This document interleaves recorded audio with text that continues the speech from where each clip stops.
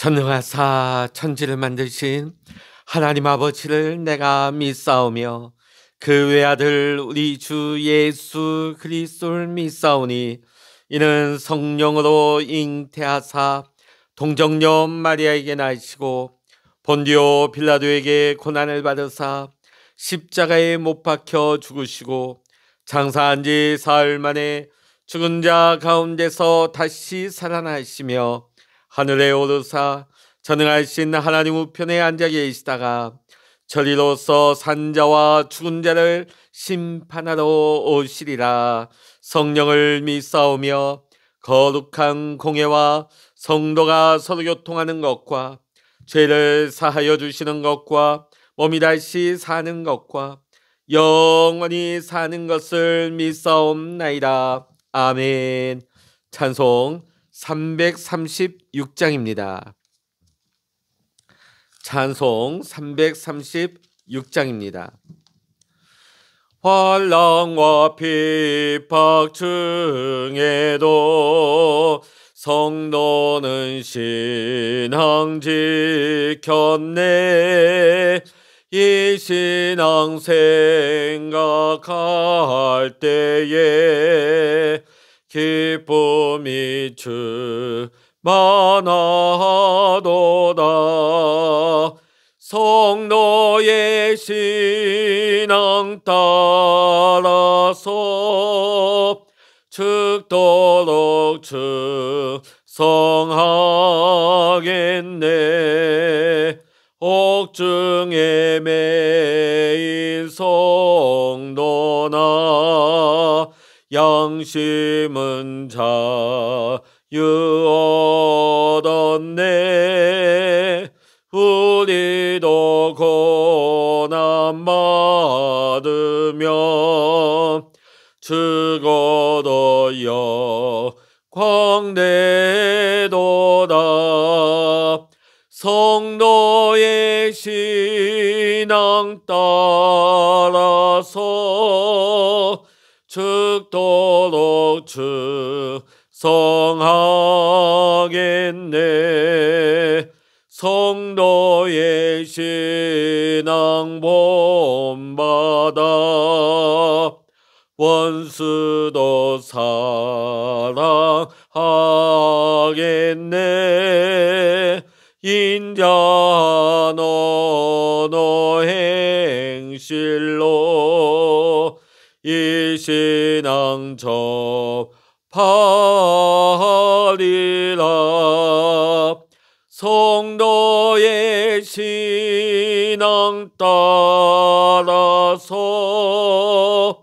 죽도록 충성하겠네.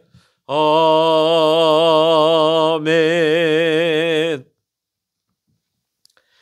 이 시간 우리에게 주시는 하나님의 말씀, 신약 성서 야고보서 1장 12절로부터 27절까지입니다. 신약 성서 371면 야고보서 1장 12절로부터 27절까지 함께 말씀 읽겠습니다.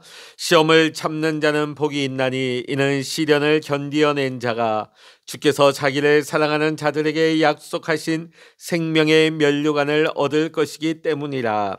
사람이 시험을 받을 때에 내가 하나님께 시험을 받는다 하지 말지니 하나님은 악에게 시험을 받지도 아니하시고 친히 아무도 시험하지 아니하시느니라.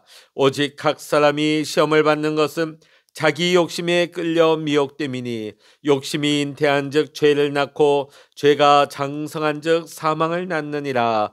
내 사랑하는 형제들아, 속지 말라. 온갖 좋은 은사와 온전한 선물이 다 위로부터 빛들의 아버지께로부터 내려오나니 그는 변함도 없으시고 회전하는 그림자도 없으시니라. 그가 그 피조물 중에 우리로 한 첫 열매가 되게 하시려고 자기의 뜻을 따라 진리의 말씀으로 우리를 낳으셨느니라. 내 사랑하는 형제들아, 너희가 알지니 사람마다 듣기는 속히 하고 말하기는 더디하며 성내기도 더디하라. 사람이 성내는 것이 사람의 의를 이루지 못함이라. 그러므로 모든 더러운 것과 넘치는 악을 내버리고 너희 영혼을 능히 구원할 바 마음에 심어진 말씀을 온유함으로 받으라. 너희는 말씀을 행하는 자가 되고 듣기만 하여 자신을 속이는 자가 되지 말라. 누구든지 말씀을 듣고 행하지 아니하면 그는 거울로 자기의 생긴 얼굴을 보는 사람과 같아서 제 자신을 보고 가서 그 모습이 어떠했는지를 곧 잊어버리거니와, 자유롭게 하는 온전한 율법을 들여다보고 있는 자는 듣고 잊어버리는 자가 아니요 실천하는 자니 이 사람은 그 행하는 일에 복을 받으리라. 누구든지 스스로 경건하다 생각하며 자기 혀를 제갈 물리지 아니하고 자기 마음을 속이면 이 사람의 경건은 헛것이라. 하나님 아버지 앞에서 정결하고 더러움이 없는 경건은 곧 고아와 과부를 그 환난 중에 돌보고 또 자기를 지켜 세속에 물들지 아니하는 그것이니라. 아멘. 할렐루야. 오늘 이 아침에도 함께 기도하시는 우리 사랑하는 모든 믿음의 성도님들과 여러분의 가정과 여러분의 기도의 제목 위에 오늘도 하나님께서 크신 은혜와 평강과 기도 응답의 축복으로 함께 하시기를 이 시간 주의 이름으로 간절히 축원합니다. 각 지역으로 흩어진 디아스포라 유대인들은 그리스도의 복음을 듣고 각자의 자리에서 믿음을 지켜나갔습니다. 하지만 곧 문제가 발생합니다. 그들의 믿음의 현실이 참혹한 벽 앞에서, 핍박 앞에서 무릎을 꿇고 뿔뿔이 흩어지고 있는 것입니다. 이때 야고보는 성도들에게 질문을 합니다. 믿음이 무엇입니까? 믿음이 무엇입니까? 왜 야고보 사도는 믿음에 대해서 치열하게 고민을 했을까요? 야고보는 예수님의 동생입니다. 그러니까 예수님이 친형이죠. 같이 어려서부터 형으로 함께 자라난 예수가, 그 형이 어느 날 갑자기 하나님의 아들이라는 선언을 합니다. 도저히 믿길 수가 없는 것이죠. 여러분, 만일 여러분의 형이 똑같이 자라났는데 갑자기 하나님의 아들이라면 여러분은 어떻게 그것이 쉽게 받아들여지겠습니까? 똑같이 장난치고 똑같이 떠들고 똑같이 자라난 형입니다. 그러다 보니까 예수님이 공생애를 하시는 동안에는 야고보는 예수를 자기 형으로만 알았지 메시아 예수 그리스도로는 받아들이질 못했습니다. 그러던 야고보가 부활하신 예수님, 살아계신 메시아를 만나 비로소 그리스도인이 되었습니다. 믿음의 대상이 바로 눈앞에 있고 바로 옆에 있어도 믿을 수 없고 따를 수 없었던 자기 자신에 한탄하면서 그는 믿음에 대해서 더 치열하게 고민을 했을 것입니다. 그러므로 야고보 사도에게 있어서 이 믿음은 관념일 수가 없는 것입니다. 추상적이고 사변적인 어떤 사상일 수도 없었습니다. 믿음은 야고보에게 분명한 실체였던 것입니다. 야고보는 오늘 본문의 말씀에서 믿음을 시험을 통해서 설명을 하고 있습니다. 그리스도인들에 대한 박해가 계속해서 이어질 때 예루살렘 교회의 기둥과 같았던 야고보는 직격탄을 맞았을 것입니다. 아마도 예수님의 친동생이었기에 다른 사람들보다 더 모진 박해를 받았을 것입니다. 그럼에도 불구하고 야고보 사도는 믿음이 옅어지거나 희미해지질 않았습니다. 오히려 더 굳건해졌던 것이죠. 우리 12절의 말씀 같이 읽어보십니다. 시험을 참는 자는 복이 있나니 이는 시련을 견디어낸 자가 주께서 자기를 사랑하는 자들에게 약속하신 생명의 면류관을 얻을 것이기 때문이라. 아멘. 시험을 참고 시련을 견뎌내는 것은 믿음의 구체적인 행위입니다. 성도가 시련과 시험을 견딜 수 있는 유일한 뿌리는 그리스도를 향한 믿음이 있기 때문일 것입니다. 예수님을 신뢰하기에 예수님의 짧지 않은 손을 우리는 알기 때문에 현실의 압박과 모진 시련 풍파를 이겨 나갈 수가 있는 것입니다. 예수님도 마태복음 5장 11절과 12절에서 이와 동일한 말씀을 하십니다.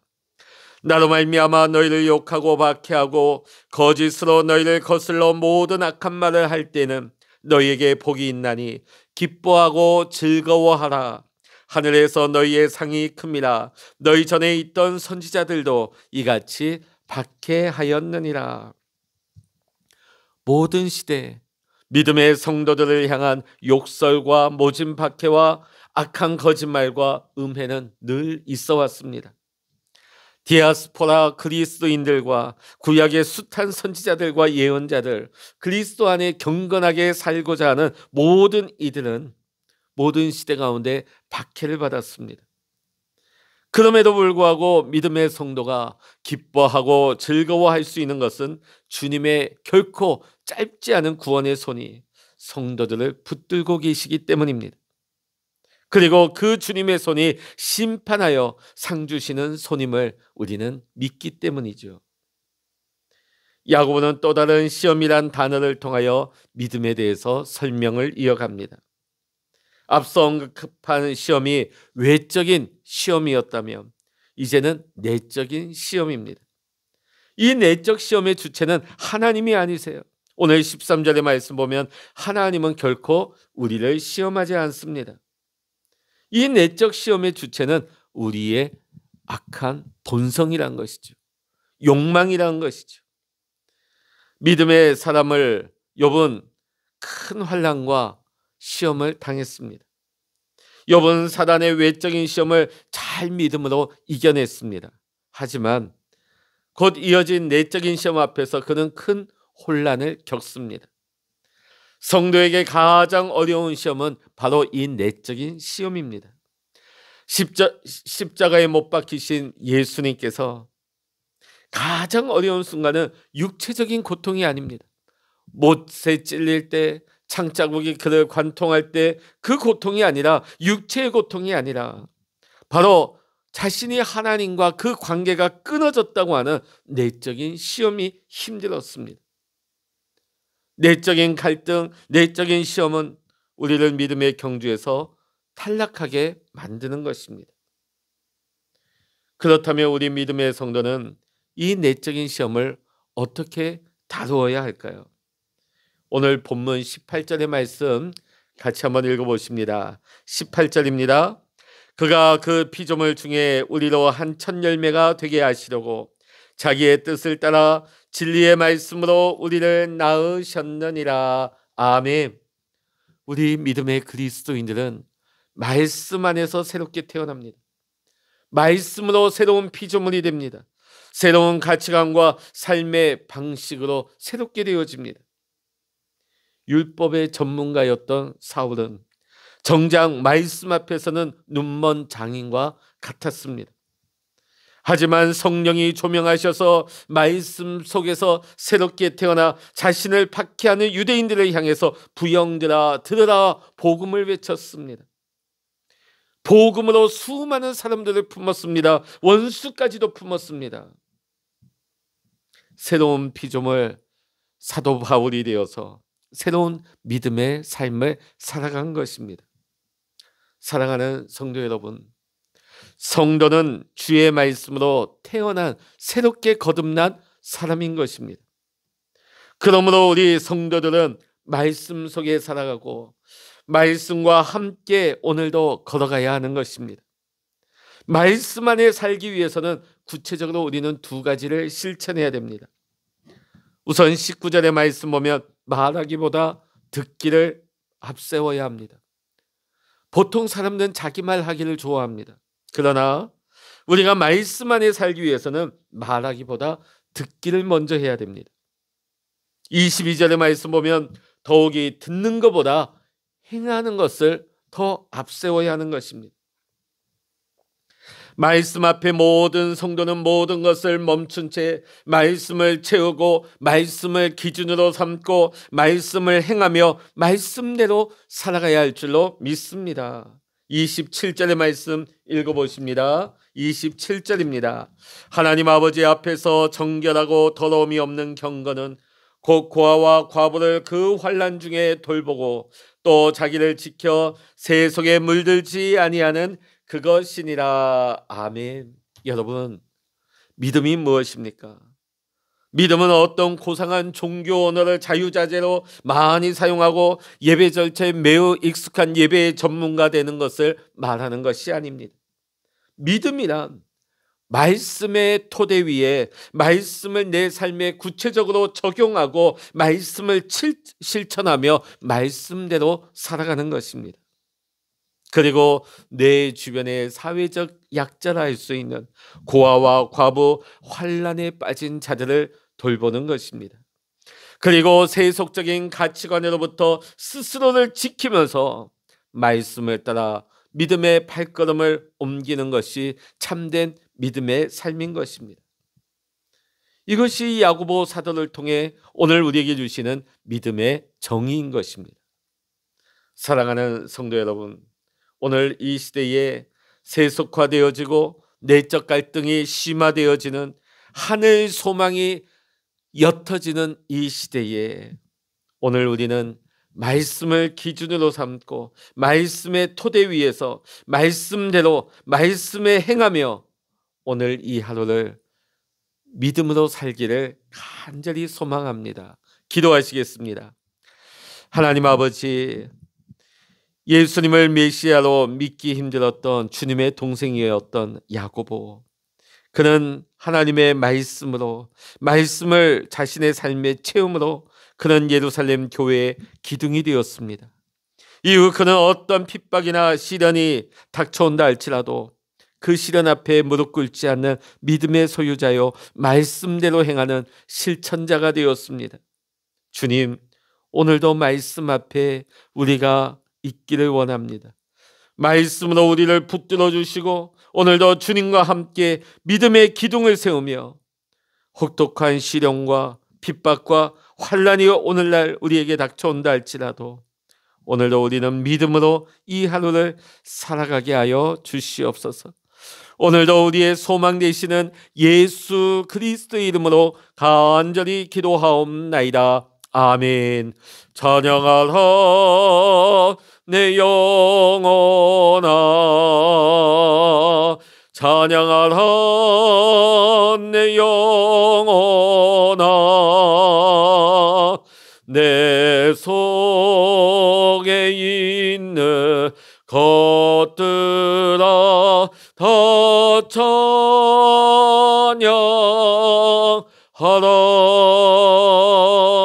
기도하라 내 영혼아, 기도하라 내 영혼아, 내 속에 있는 것들아 다 기도하라. 주여 일창으로 합심하여 기도하십니다. 주여